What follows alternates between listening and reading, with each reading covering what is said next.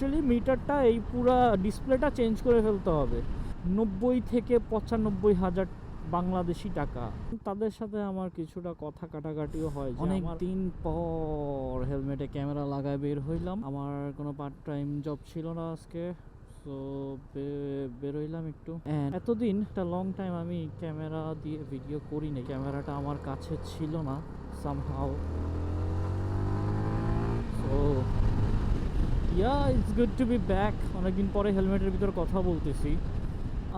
আমার CF motor ওডোমিটারটা, আমার speed মিটারটা খেলে গেছে, একদমই খেলে গেছে। এইটার জন্য টুকটাক একটু প্যারাই খাচ্ছি। একটা বড় কথা মিস করতেছি। আমি মাঝখানে বাংলাদেশে গেছিলাম, বাংলাদেশে যাওয়ার আগে গাড়িটা অবভিয়াসলি আমি এখানে রেখে গেছিলাম। তো এইখানে রেখে যাওয়ার পরে কোরিয়াতে প্রচণ্ড পরিমাণে বৃষ্টি হয়েছে। ইভেন আমি দেশে থাকা অবস্থায় এটাও শুনতে পারছি কোরিয়াতে নাকি বন্যা হয়েছে, এটা শুনতে পারলাম।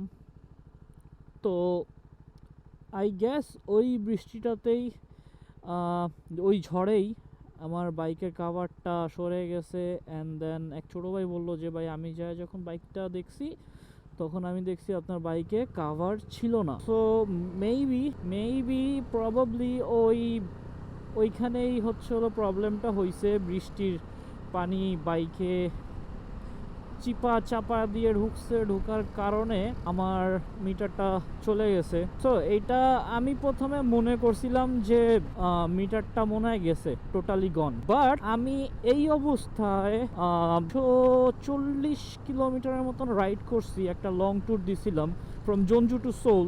তো ওইখান থেকে আসার সময় আমার ওই ট্রিপের মধ্যেই হাইওয়েতে আমার এই মিটারটা হঠাৎ করেই পাওয়ার পাইছে and it worked normally.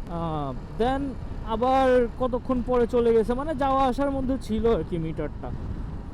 তারপরে মোটামুটি যা বুঝতে পারলাম যে এইটার কানেকশনটাতে হলো সমস্যাটা হয়েছে।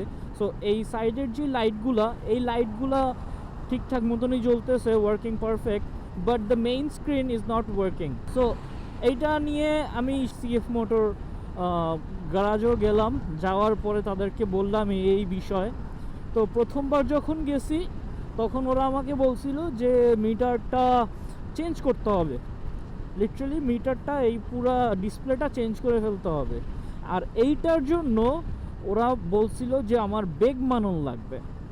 অ্যান্ড বেগ মানন মিনস অলমোস্ট 90 থেকে 95 হাজার বাংলাদেশি টাকা।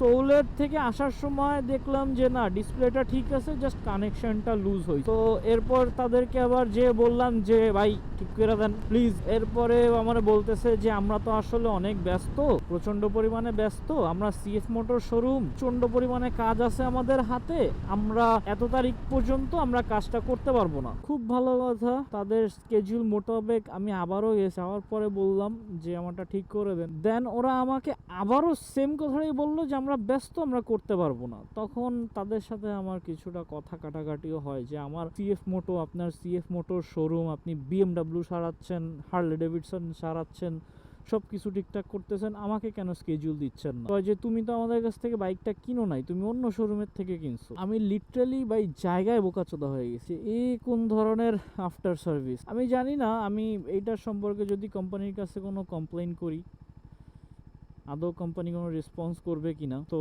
তারা আমার সাথে এরকম ব্যবহারটা করে। সো আলটিমেটলি পরে যায় একটা সময় যায়, সামনের মাসের 2 তারিখে আমার একটা স্কেডিউল পড়ছে, তারা রিজার্ভেশনে রাখছে আমাকে, আমার ডিসপ্লে ঠিক করে দিবে। এই ডিসপ্লে ঠিক করতে আমার কত টাকা লাগবে জাস্ট গেস। তারা আমাকে বলছে যে কিট খুলতে হবে, কিট খুলে এরপর সব কানেকশন চেক করতে হবে। তো এইটার জন্য সবচেয়ে লোয়েস্ট কস্ট হবে 1 lakh Korean won. That means 9,000 টাকার মতো। 9,000 টাকা আমার মিনিমাম লাগবে, 9,000 টাকার কম লাগবে না। সো এইটা হলো south Korea, and this is where I ride my bike. Disgusting বিষয়টা। আসলে সাউথ কোরিয়ার মেকানিকগুলা আমাদের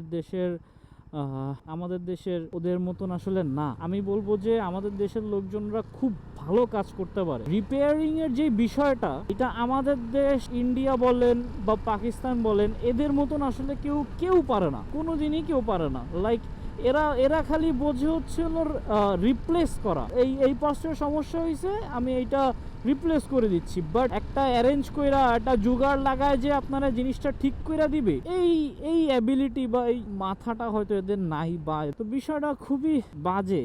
বাংলাদেশ হইলে আমি এই ডিসপ্লে 2-3 ঘন্টার মধ্যে আমি সারাই ফেলতে পারতাম, জাস্ট বংশালে নিয়ে গেলে, বংশাল না আমার বাসার রোডের মাথায়ও যদি নিয়ে যেতাম, ওই শালা কিটমিট খুইলা কিছু একটা কইরা ফেলাইতে পারতো।